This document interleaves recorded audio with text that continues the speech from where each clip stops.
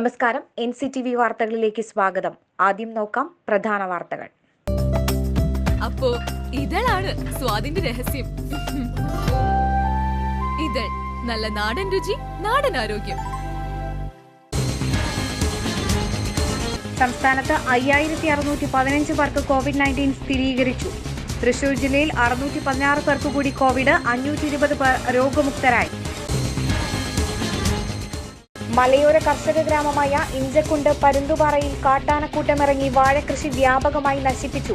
മുരിക്കുങ്ങൽ താളൂപ്പാടം സ്വദേശി കളത്തിങ്കൽ ദേവസിയുടെ വാഴത്തോട്ടമാണ് കാട്ടാനകൾ ചവിട്ടിമെതിച്ചത്.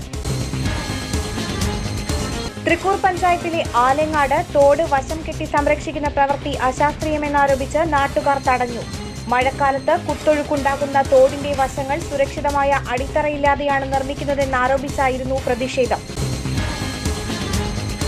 കോവിഡ് പ്രതിസന്ധിയെ തുടർന്ന് ജീവിതം വഴിമുട്ടിയപ്പോൾ അതിജീവനത്തിനായി മത്സ്യകൃഷി തുടങ്ങിയ ടെമ്പോ ഡ്രൈവർക്ക് തുടക്കത്തിലെ കൈപ്പേറിയ അനുഭവം.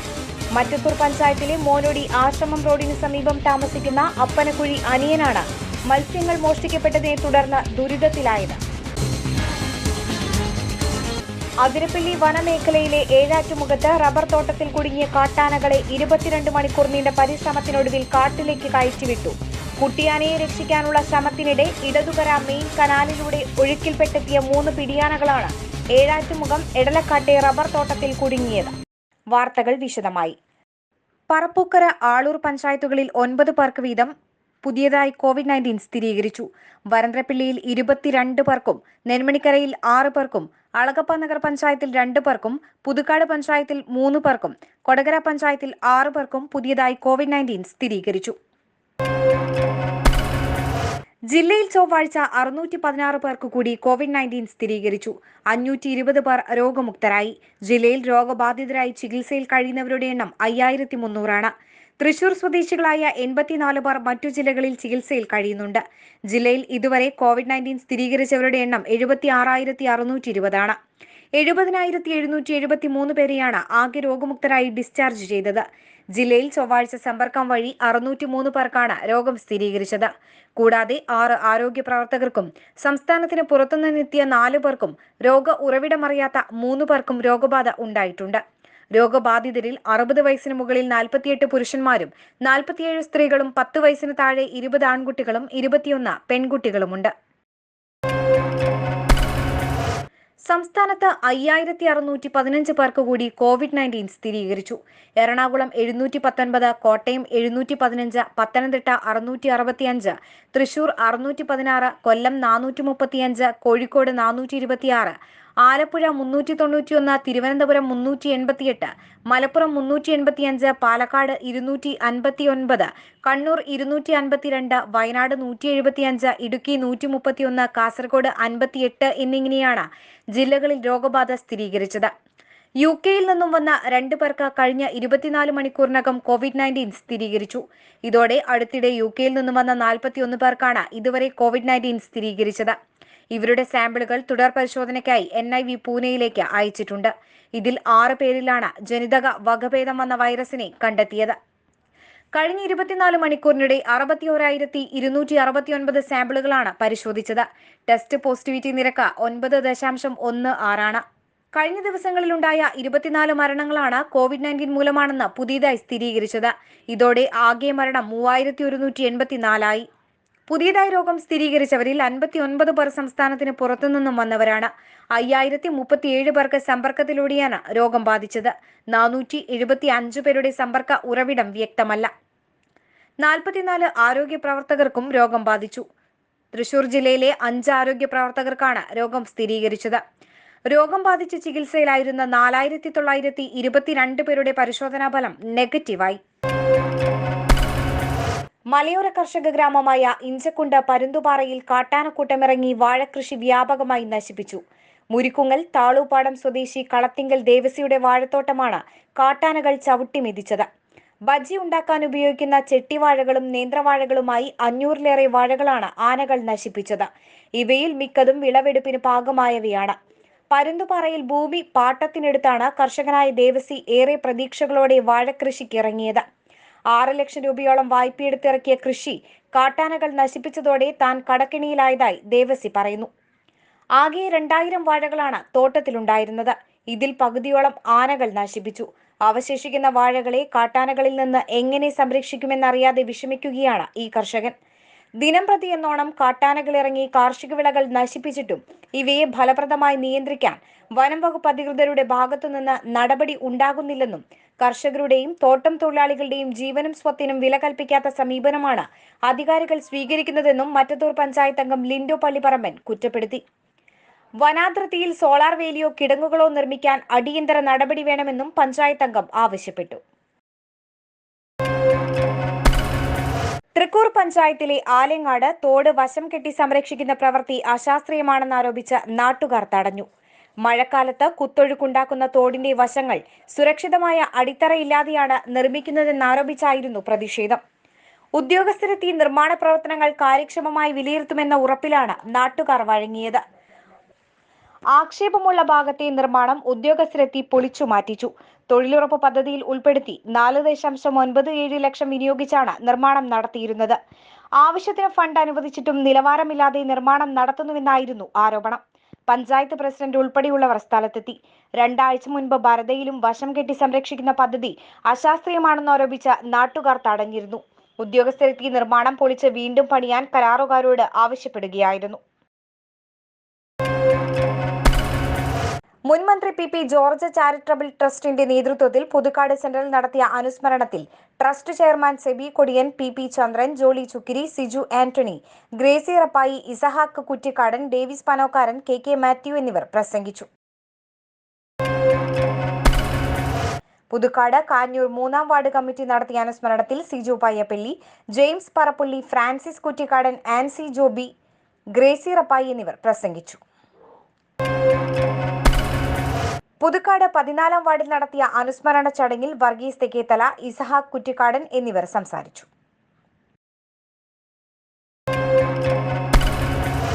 മുൻ കൃഷിമന്ത്രിയും KPCC വൈസ് പ്രസിഡന്റുമായിരുന്ന പി ജോർജ് മാസ്റ്ററുടെ 13-ാം ചരമവാർഷികം മണ്ഡലം കോൺഗ്രസ് കമ്മിറ്റിയുടെ ആഭിമുഖ്യത്തിൽ സംഘടിപ്പിച്ചു. പുഷ്പാർച്ചനയും അനുസ്മരണ യോഗവും നടത്തി.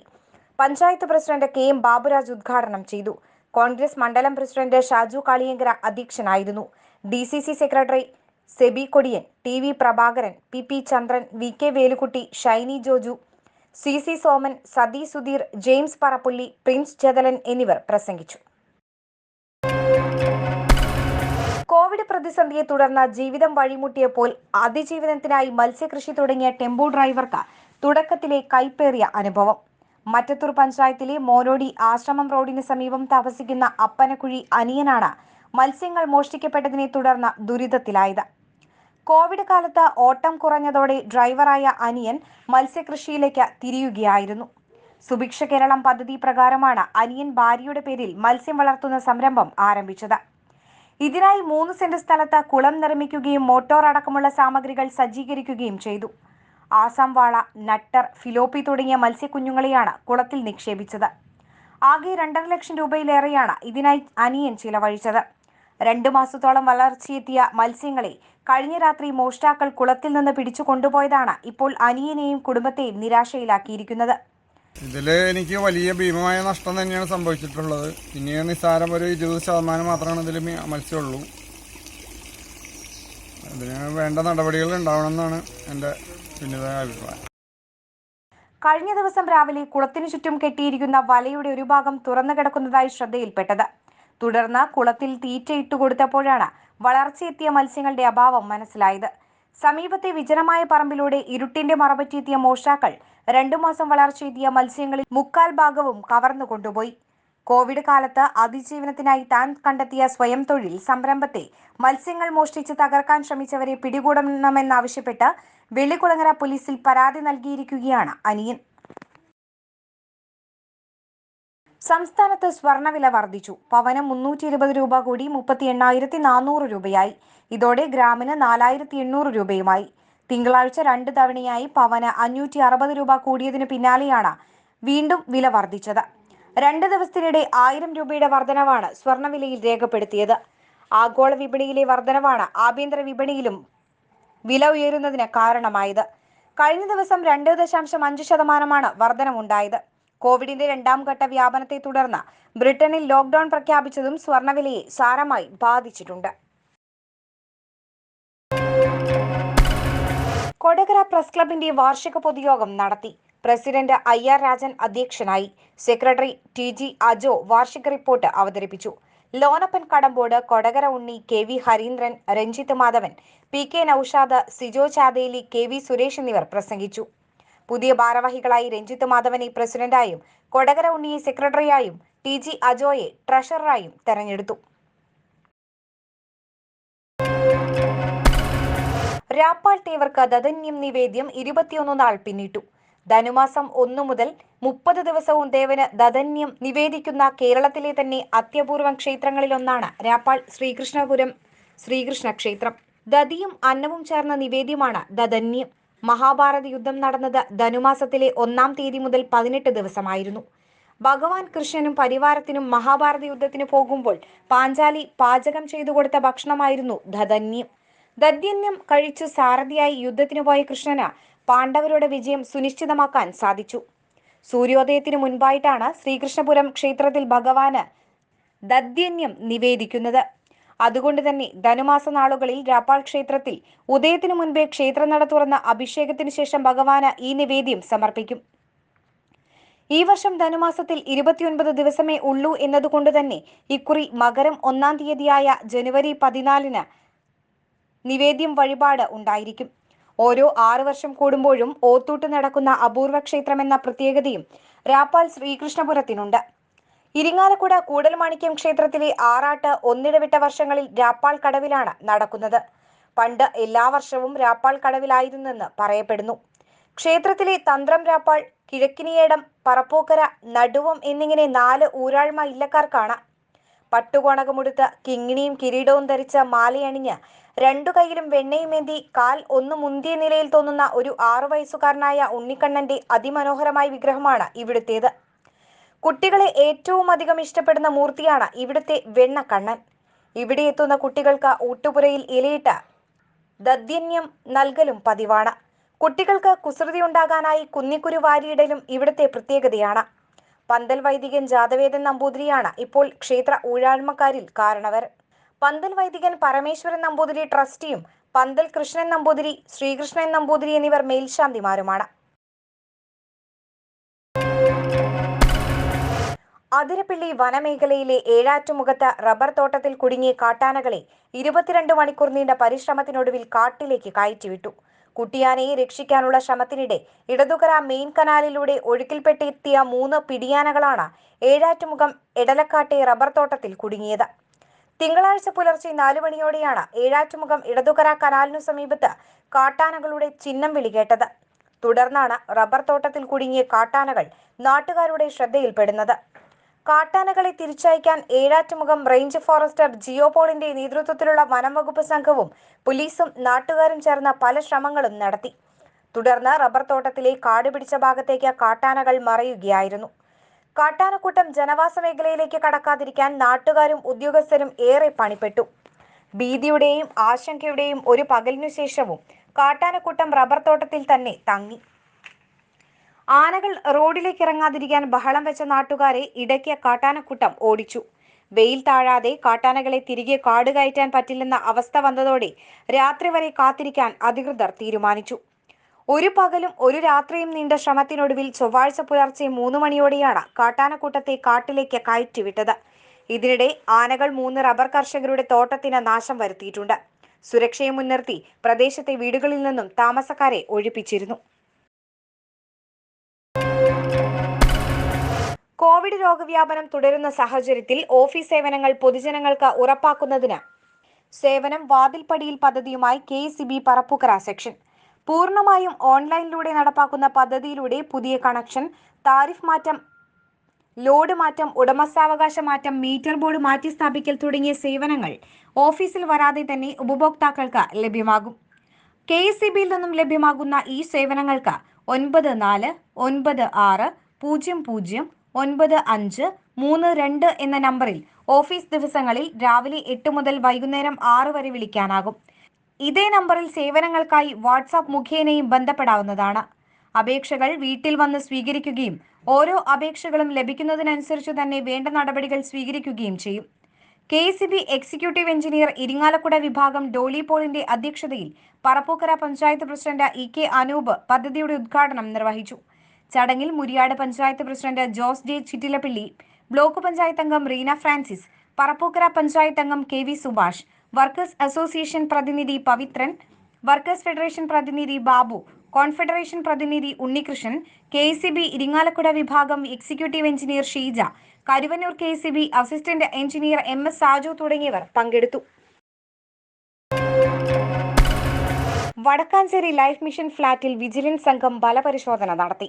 തൂണുകളുടെ ബലം, കോൺക്രീറ്റിന്റെ ഗുണനിലവാരം എന്നിവയാണ് പരിശോധിക്കുന്നത്. ലൈഫ് മിഷൻ പദ്ധതിയുടെ പേരിൽ 4.48 കോടി രൂപ കൈക്കൂലി നൽകിയെന്ന ആരോപണത്തിന്റെ അടിസ്ഥാനത്തിലാണ് ഫ്ളാറ്റിന്റെ ഗുണനിലവാരം പരിശോധിക്കാൻ വിജിലൻസ് തീരുമാനിച്ചത്. പാലാരിവട്ടം പാലത്തിലെ ബലപരിശോധനയുടെ അതേ മാതൃകയിൽ തന്നെയാണ് വടക്കാഞ്ചേരിയിലെ ലൈഫ് മിഷൻ ഫ്ളാറ്റ് സമുച്ചയങ്ങളിലും ബലപരിശോധന നടത്തിയത്. തൂണുകളുടെ ബലം പരിശോധിക്കുന്നതിനായി ഒന്നിടവിട്ട തൂണുകളിലായിരുന്നു ഹാമർ ടെസ്റ്റ് നടത്തിയത്. ഫ്ളാറ്റിലെ 20 സ്ഥലങ്ങളിൽ നിന്ന് കോൺക്രീറ്റ് സ്ലാബുകൾ സംഘം ശേഖരിച്ചു. ഇവ കോർ ടെസ്റ്റ് നടത്തിയ ശേഷമാണ് അന്തിമ റിപ്പോർട്ട് തയ്യാറാക്കുക. ക്വാളിറ്റി കൺട്രോൾ വിഭാഗം മേധാവിയുടെ നേതൃത്വത്തിൽ തൃശൂർ എഞ്ചിനീയറിംഗ് കോളേജിലെ വിദഗ്ധർ, PWD building executive engineer, life mission എഞ്ചിനീയർമാർ എന്നിവരടങ്ങുന്ന സംഘമാണ് ബലപരിശോധനയ്ക്കെത്തിയത്. ഗുണനിലവാരത്തിൽ വിട്ടുവീഴ്ച ചെയ്താണ് 4.48 കോടി രൂപ കമ്മീഷൻ നൽകിയതെന്ന സംശയത്തിന്റെ അടിസ്ഥാനത്തിലാണ് വിജിലൻസ് ബലപരിശോധന നടത്തുന്നത്. തളിക്കുളം തമ്പാൻ കടവിൽ നിന്ന് മത്സ്യബന്ധനത്തിന് പുറപ്പെട്ട വള്ളം മറിഞ്ഞ് കാണാതായ 4 പേരെയും രക്ഷപ്പെടുത്തി. തമ്പാൻ കടവ് സ്വദേശികളായ കുട്ടൻ, സുബ്രഹ്മണ്യൻ, ഇക്ബാൽ, വിജയൻ എന്നിവരെയാണ് സുരക്ഷിതമായി കരക്കെത്തിച്ചത്. ചൊവ്വാഴ്ച പുലർച്ചെ 4 മണിയോടെയാണ് പറശ്ശിനിക്കടവ് മുത്തപ്പൻ എന്ന ഫൈബർ വള്ളത്തിൽ 4 പേർ മത്സ്യബന്ധനത്തിനിറങ്ങിയത്. രാവിലെ 8:30ഓടെയാണ് വള്ളം മുങ്ങിയതായി മറ്റു മത്സ്യത്തൊഴിലാളികൾക്ക് വിവരം ലഭിക്കുന്നത്. വള്ളത്തിലുള്ളവർ തന്നെയാണ് ഫോണിൽ കരയിലേക്ക് വിവരമറിയിച്ചത്. എന്നാൽ പിന്നീട് ഇവരെ ബന്ധപ്പെടാൻ കഴിഞ്ഞില്ല.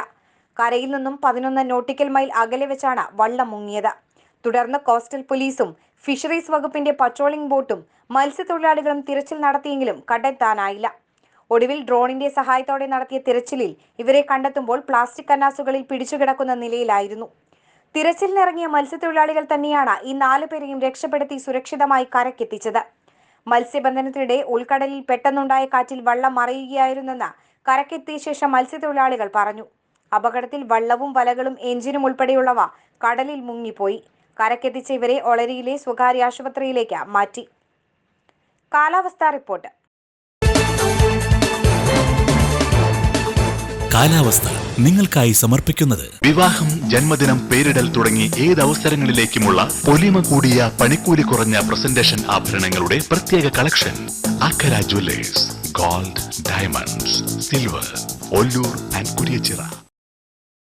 കൂടിയ താപനില 33 ഡിഗ്രി സെൽഷ്യസ്, കുറഞ്ഞ താപനില 24 ഡിഗ്രി സെൽഷ്യസ്. ഇനി ഇന്നത്തെ സ്വർണ്ണവില. ഇന്നത്തെ സ്വർണ്ണവില നിങ്ങൾക്കായി സമർപ്പിക്കുന്നത് Akkara gold supermarket, main road, Ollur. സ്വർണം ഗ്രാമിന് 4800 രൂപയും പവന് 38,400 രൂപയും രേഖപ്പെടുത്തി.